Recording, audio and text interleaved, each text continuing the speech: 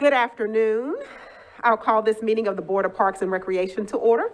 I am Michelle Cummings Steele, Chair of the Board of Parks and Recreation. Please stand for the Pledge of Allegiance.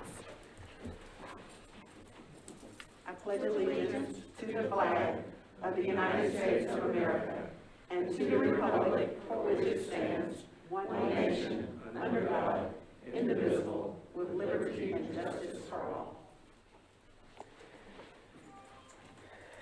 We'll move now to the appeal of decisions pursuant to the provisions of 2.68.030 of the Metropolitan Code of Laws. Please take notice that decisions of the Metropolitan Board of Parks and Recreation may be appealed to the Chancery Court of Davidson County for review under a common law writ of certiorari. Any appeal must be filed within 60 days after entry of a final decision by the board.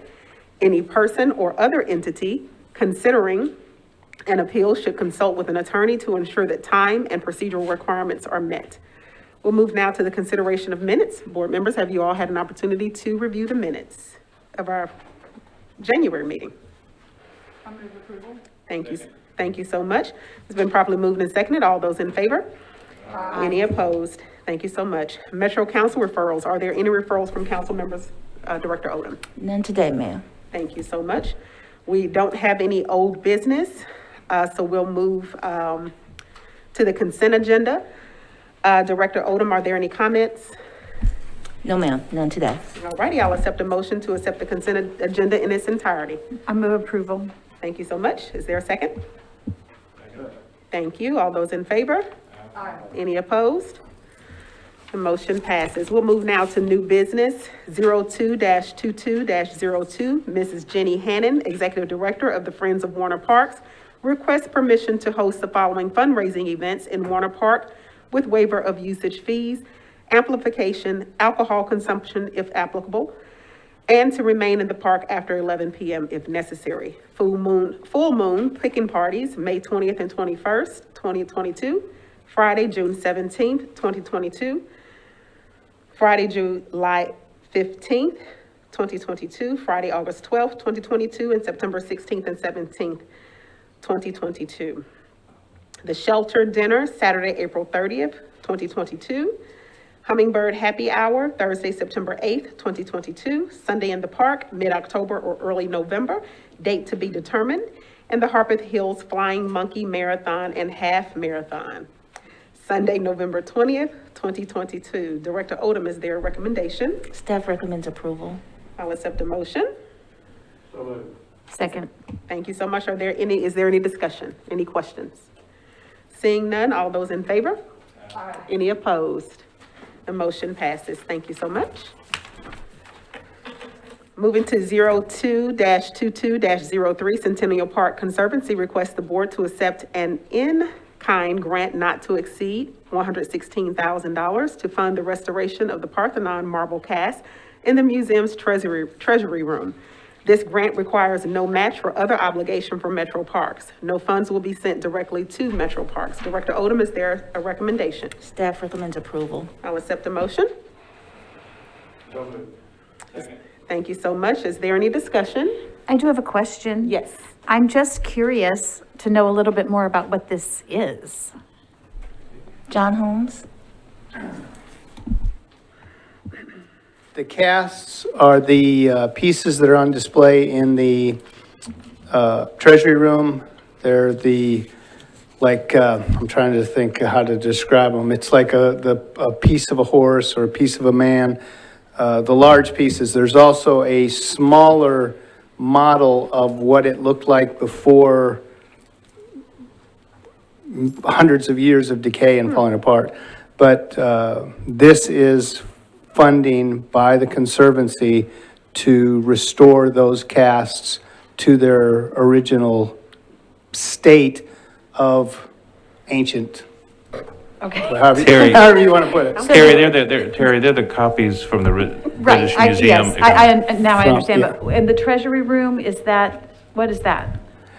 The treasury room is the room behind Athena. Okay. If you come out towards the lake, you go through the treasury room, I think, yes. Okay. I just wasn't that familiar. If you'd ever like to go over there, let me know and I'll be happy to take you on a tour. She's All there. right. Thank you. I said, we've been in there. Any other questions?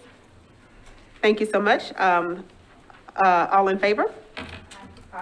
Any opposed? The motion passes. 02-22-04, staff requests approval of the Metro Arts Commission request to display a reimagined Rembrandt painting image on Parks facilities at Siggenthaler Bridge for 18 months to honor national equality leaders. Director Odom, is their recommendation? Staff recommends approval. I'll accept the motion. Thank you. Second. Thank you so much. Is there any discussion, any questions? All in favor? Aye. Any opposed? The motion passes. 02-22-05, staff requests approval of the Metro Arts Commission request to display portraits of Elizabeth Park Community Center, portraits at Elizabeth Park Community Center to honor civic leaders Juno Frankie Pierce, Nora Evelyn Ransom, Mary Louise Watson, and Willie Mae Bodie. This request also includes an extension to display an existing portrait of Curly Magruder. These portraits will be on display for 18 months. Director Odom, is their recommendation? Staff recommends approval. Will accept a motion. Second. Is there any discussion or questions? Yes. Question, if it's here, I apologize, but who is donating this? Tim, Okay. So it's Metro, it's Ed. So these will not become the property of the Parks Department. They will be owned by the organizations that have requested the installation. And by the way, one thing that I should clarify is that the Metro Arts Commission itself is not the requester here. It is the community group that where this originated. It has gone through their public art process, but the requester is. Thank you. And Leslie Owens is here from the Arts Commission if you have any more detailed questions. So that's on both 04 and 05? That's correct. Thank you so much. If we could make that note in the minutes. Any other questions? All righty, I'll accept the motion. Did I already do that? Yeah. All in favor? Aye. Any opposed? Thank you, the motion passes, excuse me. 02-22-06, staff requests that the Metro Parks Board make a recommendation to Metro Council regarding policy for e-bike usage on Metro Greenways based on a study conducted by the Greenways and Open Space Commission, NDOT, and the Metro Legal Department regarding e-bike usage on Metro Greenways. In consideration of a recommendation from Greenways and Open Space Commission regarding a request for a rule change to allow Class 1 e-bikes on Metro Greenways. This has been deferred in the Greenways Commission as they are still meeting regarding this issue, but are there any questions from the board for Cindy Harrison? Any questions? All righty, so we will defer this matter at this point for us. Did I? Okay. 02-22-07, Hermitage Capital Corridor Foundation to provide an update on Church Street Park to the Parks Board. Alexia Poe, come on up. You It's Ms. come to the- Ann Butterworth instead. Thank you. Ann Butterworth? Oh, sorry. I was gonna say she was different. You have 3 minutes. Thank you, ma'am. Thank you. As stated, I'm Ann Butterworth. I serve as the president of the Historic Capital Corridor Foundation, serving along with Charles Bone, Ivanetta Davis Samuels, Hal Harden, Lee Millette, Dee Patel, and Carrie Slatery. And as indicated, I'm to provide a brief update on Church Street Park, which is the parcel located fronting on Church Street and between Ann Dallas Dudley Boulevard and 6. In 2018, the private negotiation regarding the future of the park caused public outcry from various groups, as you all well know, and various individuals, including myself. I was in particular concerned at the time that we were going to lose that space as a park, as it was, to me, inconsistent with the parks and Greenways master plan and the open space plan, which acknowledges the importance of greening downtown.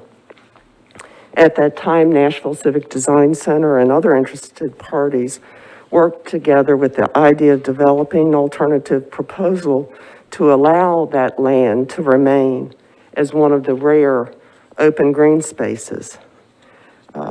This board accepted a proposal from the Historic Capital Corridor Foundation to carry out a pilot project to show that that space could be successful as an urban park. I believe Church Street Park is now an attractive public space used by residents, employees, and visitors. With last summer's pilot project and continued activation through the fall and this winter, we have gained ideas, good ideas, as to those elements which would make a park, and in particular, this park in its location, most successful. Our partnership with the Downtown Partnership and Block by Block has resulted in reliable presence in the park through the ambassadors. Maintaining and beautifying that space has made it a spot where people are attracted to stop and rest. The tables and chairs are used frequently by people passing through who may stop to relax for a little bit. They may not be there for a long time, but in the past, people would not enter into that space, but would pass by on the sidewalk. Our programming also has attracted people to the park, including visitors who may have been walking by, saw one of our classes, and joined in. I tried to go to as many of the events as possible to see, and I was quite surprised. Already 3 minutes? Oops, sorry. Could I have I'll try to summarize. One of the best events in terms of attracting people in was our partnership with the Downtown Library for children's story time, and at times attracted more than 150 persons there.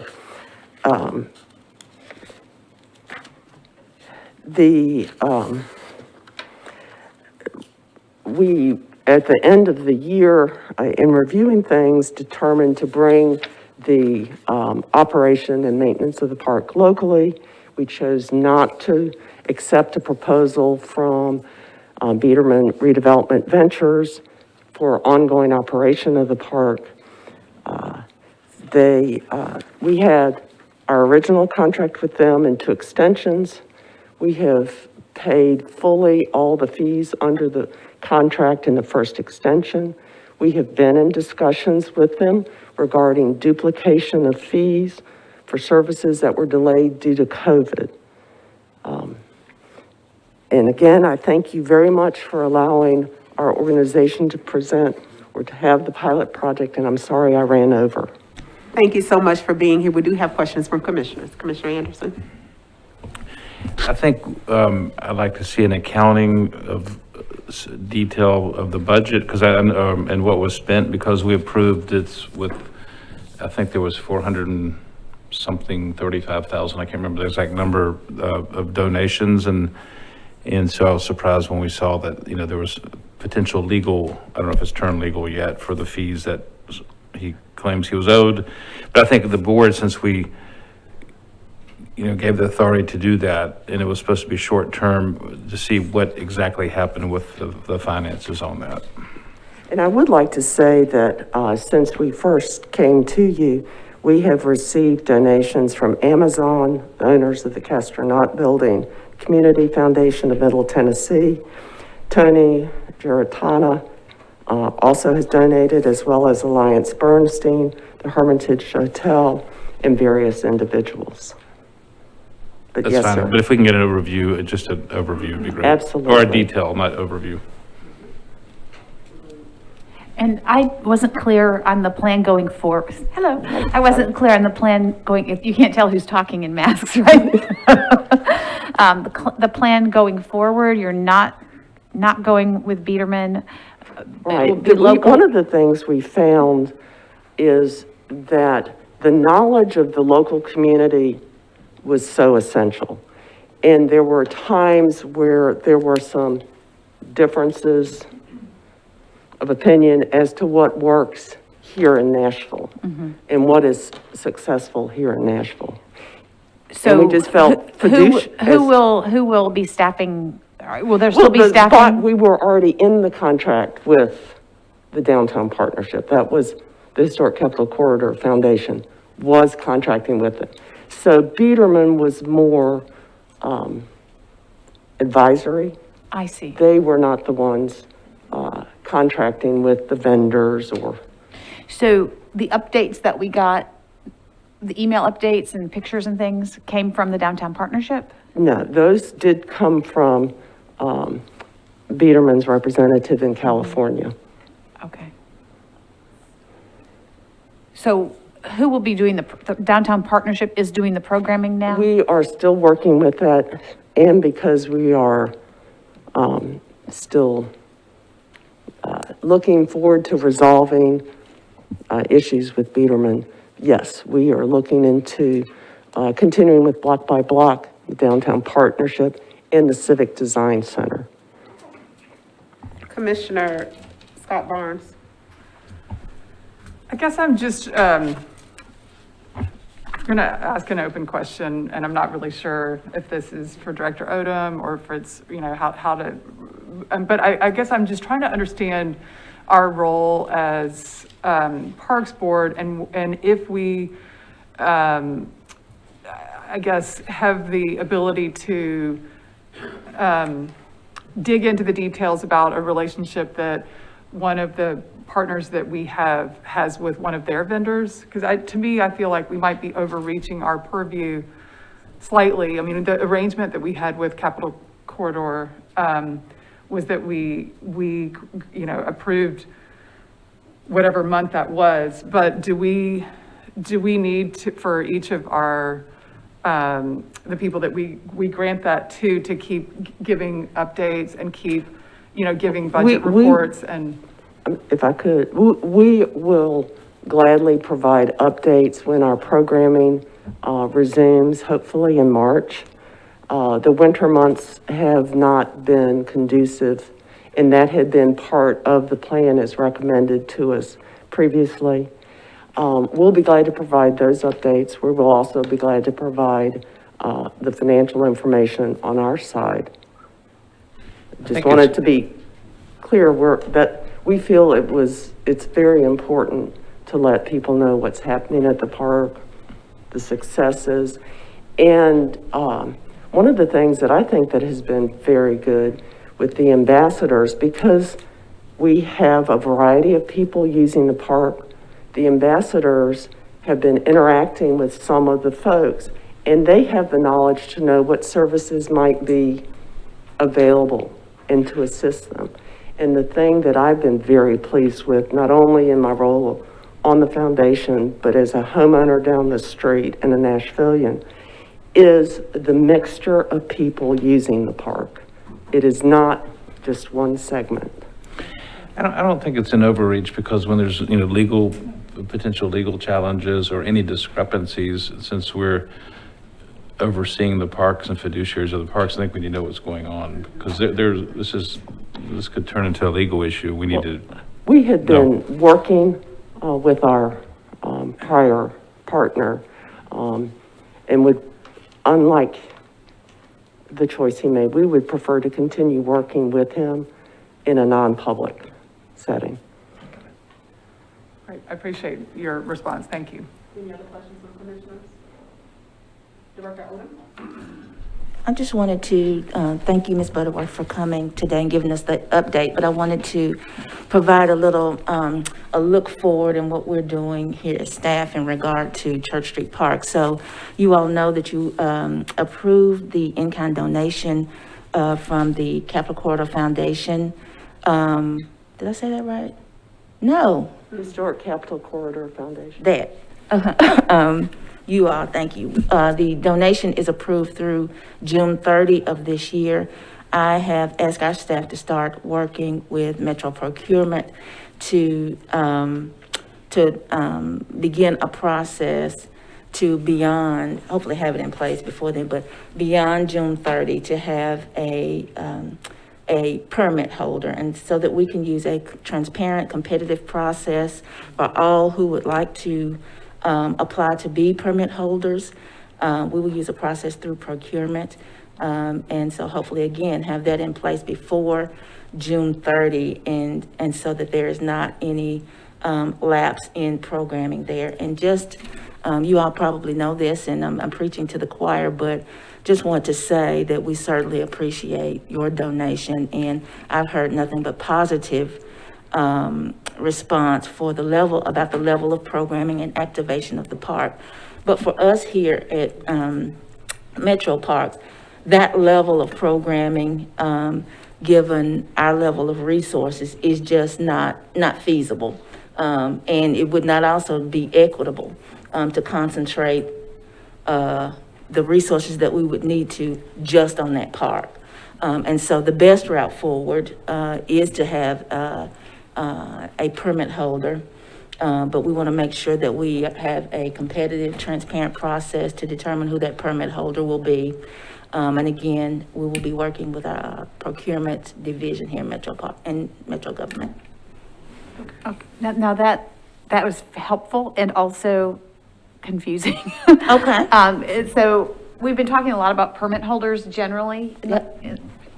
So what do you mean by a permit holder for this particular park? That this park is going to be managed completely by this third party that's going to continue? So it will remain public space.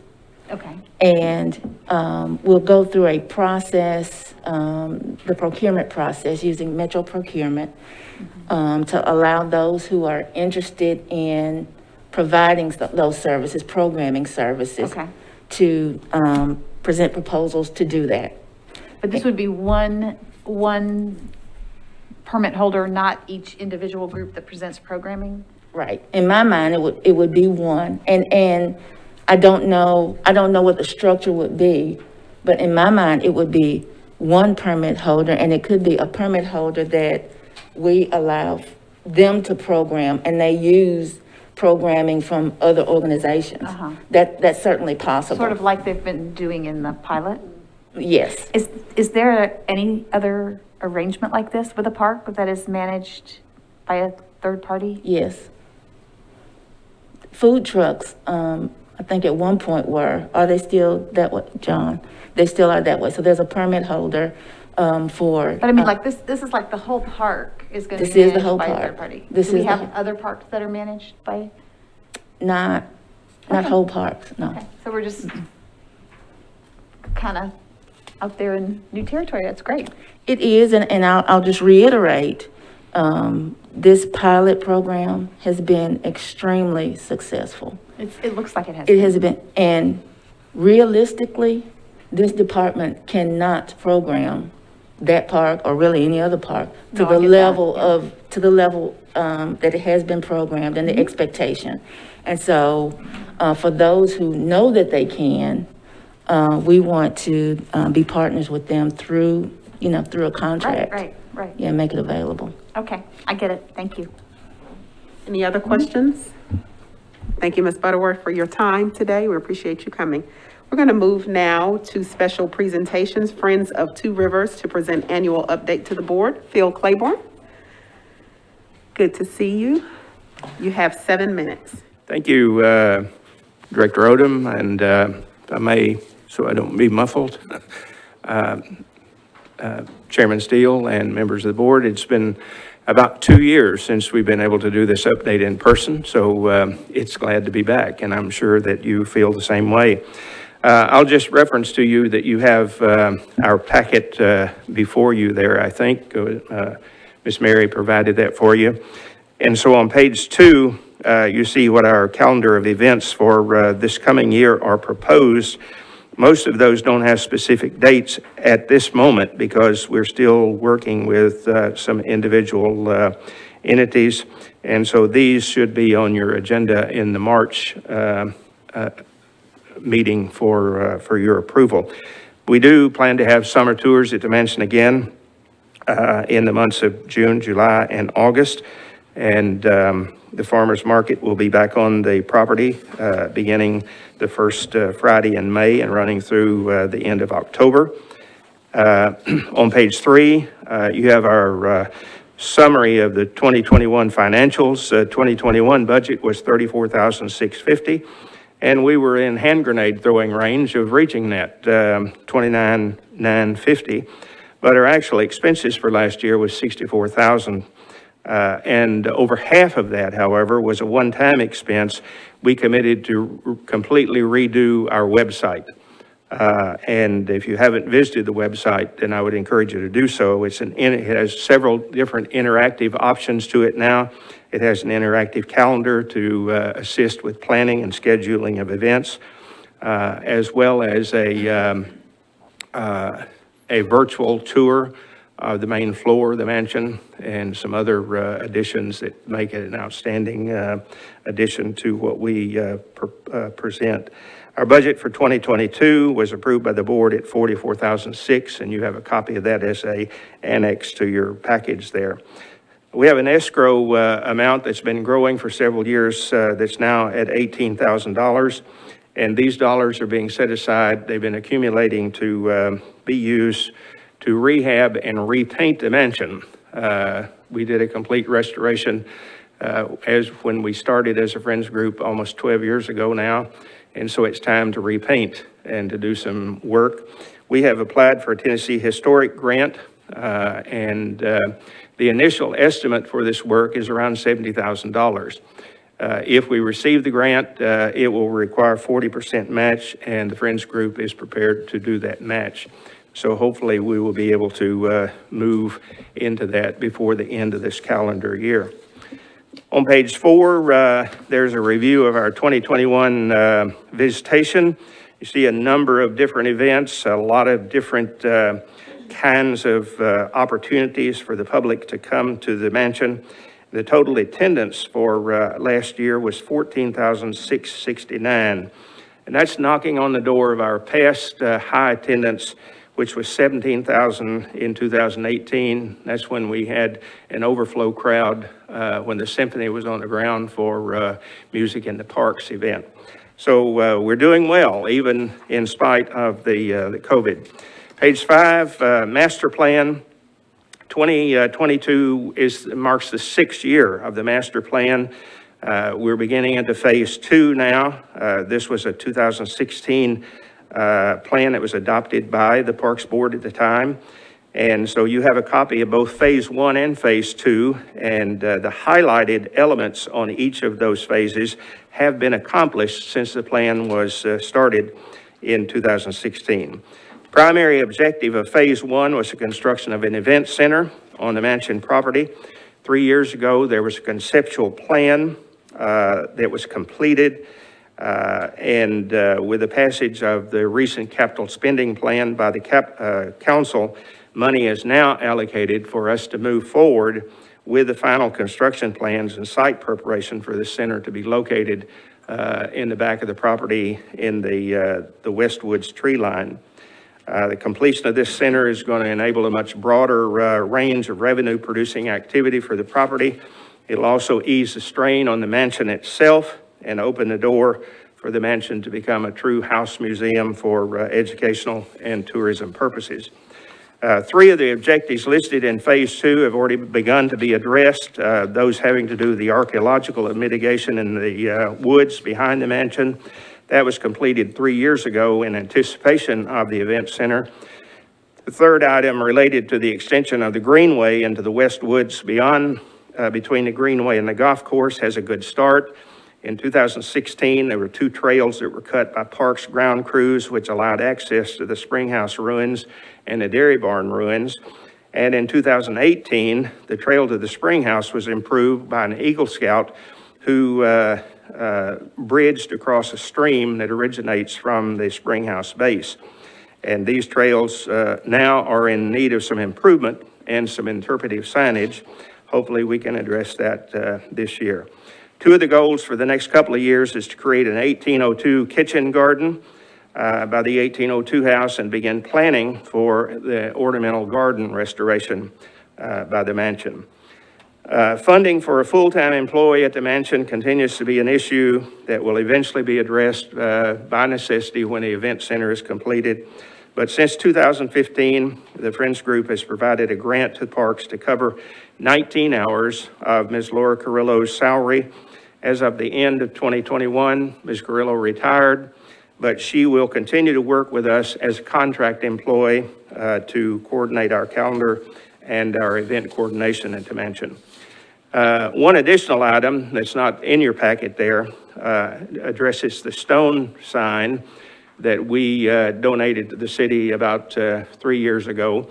In late August of last year, a driver lost control of his truck and took out one of the stone pillars and did some minor damage to the sign. So it's been laying on the ground ever since that accident. Metro Legal has been working with the insurance company involved, and as of yesterday, I had an email from a contact in Metro Legal that tells me they have now received a check, settlement check, and that should be forwarded to Parks soon, I would hope. And so I would assume that we'll be able to move forward with that restorative effort and hopefully get that sign back up out of the dirt. So that concludes my presentation. If any of you have any desire to visit the mansion, if you've never been there before, I'd be glad to give you a personal tour. You can contact the director and she can put you in contact with me and we can set that up for you. I'd be glad to do that. Any questions? Phil, congrats. I can't believe it's been 12 years. I remember when you came and launched the Friends Group here, and y'all done amazing work, so congratulations. That's really great. Thank you. Does someone still live in the house? No one's living in the house anymore? Okay. Any other questions? I do have a question regarding your financials and the deficit. Did you have a reserve fund, or how are you able to still support with the deficit? We have been very fortunate as a Friends Group to build a healthy bank account, especially in our early years when we were able to have a lot of revenue generating activities. So we're healthy and well. Awesome. Okay. Thank you. Thank you so much for your time. Thank We you. appreciate you being here. We're going to move now to capital projects update with Tim Nate. Thank you. I'll just hit on big changes from last month. In Centennial Park, the Children's Memory Garden, all of the demolition work has been completed, and that includes salvage of the elements from the original garden that are going to be reinstalled in the new garden, and rough grading is underway. At Elmington Park, those tennis courts are now playable with nets up. We will have to go back when the weather is warmer and put on a second coat of paint surfacing. At Fort Negley, we have a purchase order in place to begin stonework repair there. It's scheduled to begin in May. Since then, we have had a number of good, constructive, back and forth conversations with members of our technical advisory committee who are archaeologists by profession. And so we're having a lot of communication about the scope of the archaeological work associated with those stonework repairs. And it deals with things like anthropogenic geomorphology and 3D photogrammetry. So I can't say exactly what those are, but the way that we are navigating through that is to bring this specific project to the Metro Historic Zoning Commission. Fort Negley is a locally designated landmark, and there are guidelines for local landmarks that are based on the Secretary of the Interior standards. So we're going to rely on their expertise to navigate through this process. At Hadley, the pavilion and the corner monument should be finished by the end of this month, and I think Jackie may be working on an event for those improvements. For the Old Hickory Community Center, we've got a design kickoff meeting scheduled. In Sevier Park, Sunnyside Mansion restoration, construction is currently out to bid by Metro Procurement. And under Warner Woolwine entrance improvements, there's a mistake here. It should state that cost estimating for the internal park roadway is underway, and we're adding that in Metro's capital improvements budget, which is not actual funding, but it's the wish list for funding. And then at Wharf Park, we had a series of 4 public meetings a week or so ago with very robust attendance, and we shared 3 different concepts with them for the site. And then our next step is to begin to refine down to a plan where we can show something to the public. Again, another round of public engagement this spring. Those are the high notes. Happy to answer any questions. Thank you.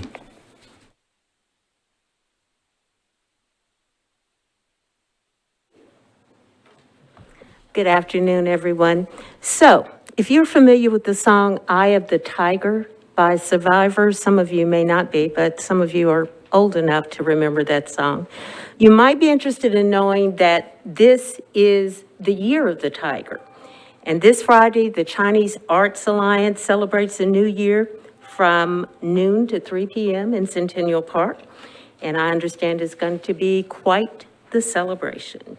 Also this Friday at 5 p.m. is the Centennial Arts Center gallery opening for the exhibit Stories Past and Present, which displays the artwork of Ashley Mintz and Marlos Ivan.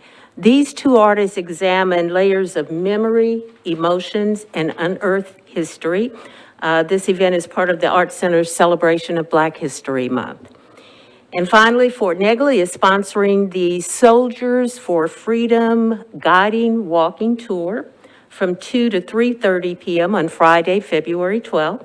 The 1-mile-long walking tour will include discussions on why enslaved and free people came to St. Cloud Hill and how their contributions to the war effort directly impacted the creation of the United States Colored Regiments.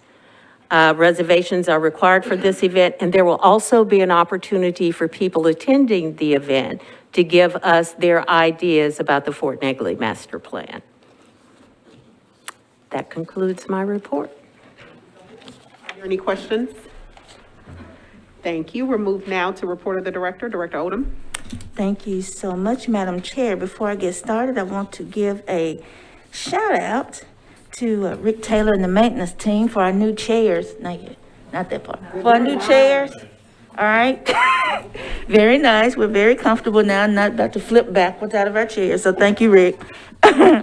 I would like to also welcome Captain Jason Proctor, who now leads our Parks Police Division. He's been with us just over a couple of weeks, and we are glad that he is here with us. I'm sure you'll all be meeting him. He's right back there. We're currently, as you know, working on our FY23 budget submission. I think our submission is due February 11th. Thank you for all of our team for pitching in on that. It is very much a group effort, but most labor-intensive parts of that effort are shouldered by the planning division and then our finance and administration staff. So thank you to everybody for that. We continue to work to fill vacancies in the department, and we are, of course, balancing need and solvency. We are experiencing some labor shortages or people shortages, and we are trying to work through those as much as we can. I talked about that last month and advised you that in some cases we would need to adjust operations if our staffing levels are not where they need to be. We are still in that situation, but working toward getting more people on board and participating in job fairs. If you know of any prospects, anybody interested in coming to work with Metro Parks, please by all means have them reach out to us. The Warner Parks Nature Center has 4 interns from TSU coming on board in environmental education, urban forestry, horticulture, and bird research. And that's very exciting. And we have 2 new staff that'll start next week, if they haven't already, this week, I think, allowing us to work towards expanding our disabilities program. As you know, it is headquartered at the Sportsplex. This will allow for an expansion to Coleman Regional Community Center, and we expect that to be effective February 8th, so that's exciting. The Nashville Parks Foundation has awarded funding to support programming and enrichment through our community centers. So thank you to the Parks Foundation for that. Friends of Metro Dance has received a Community Foundation discretionary fund grant for dancing with Parkinson's. The winter session started last week at Sevier Park, and the spring session will be held outdoors at Centennial Arts Center. The petition for the renaming of Hadley Park will be submitted for the June 22nd Tennessee Historical Commission meeting agenda, and the petition for the relocation of the Confederate private monument is on that same track and expected to be on that same agenda for June. And then finally, as requested last month, during our January meeting, I'd like to give the floor to Rick Taylor, Assistant Director for Consolidated Maintenance, to give us an update of activities at the West Riverfront Dock.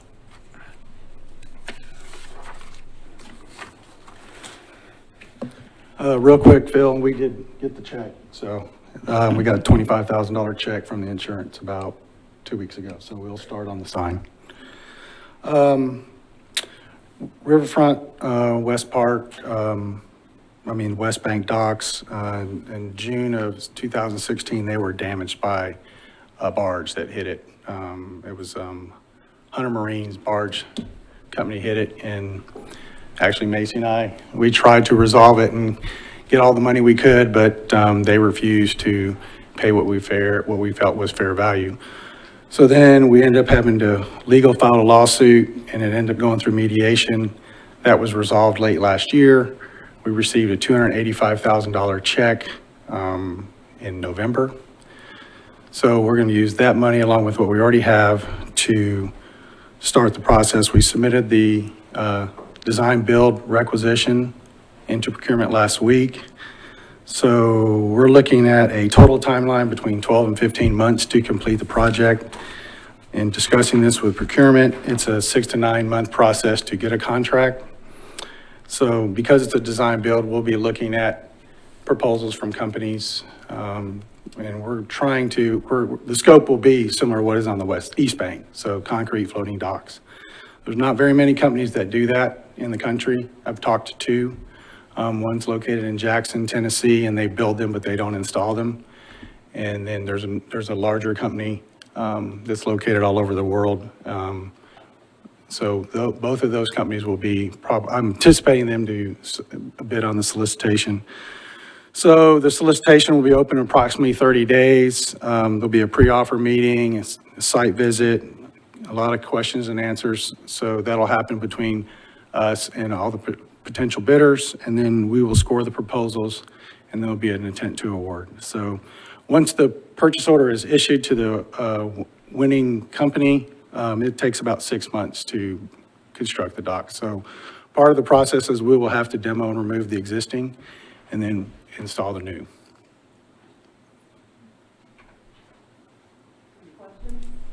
Any questions for Rick? All righty. Director. Thank you, Rick. And just one final item, and then if you have questions of me, feel free. I did want to mention about Brookmead Park and Greenway. We are still coordinating with other metro agencies to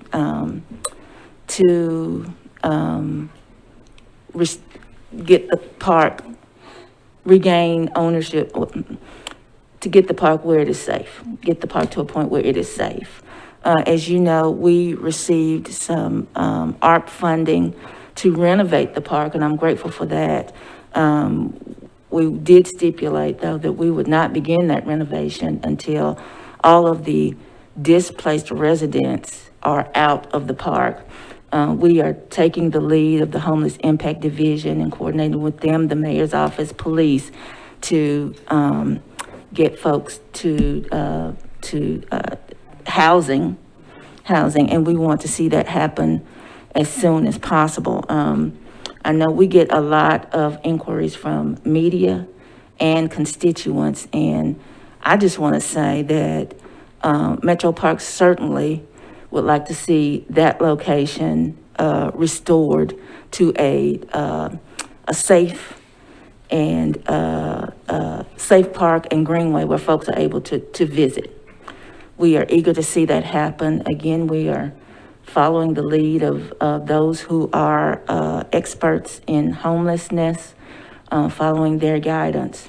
At this point, we do not have a timeline of when we can go in and start our renovation.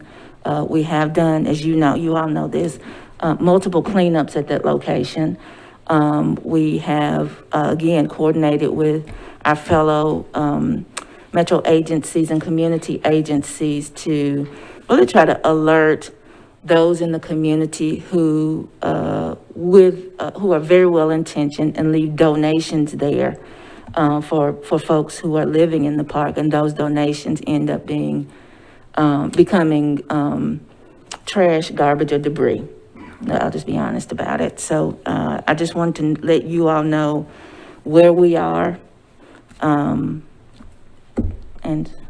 Well, I saw something on the news last night about the fires in there, which are very concerning. And then is Wharf Park also now having issues? Wharf Park that location has had an issue for a long time, Okay, even before it was Wharf Park. So yes, Okay. it is. There's a large encampment there, absolutely. So how many parks do you think we have these issues in then? I don't know how many we have large encampments, but I will say there are homelessness issues in more parks than not. It is pervasive. It really is.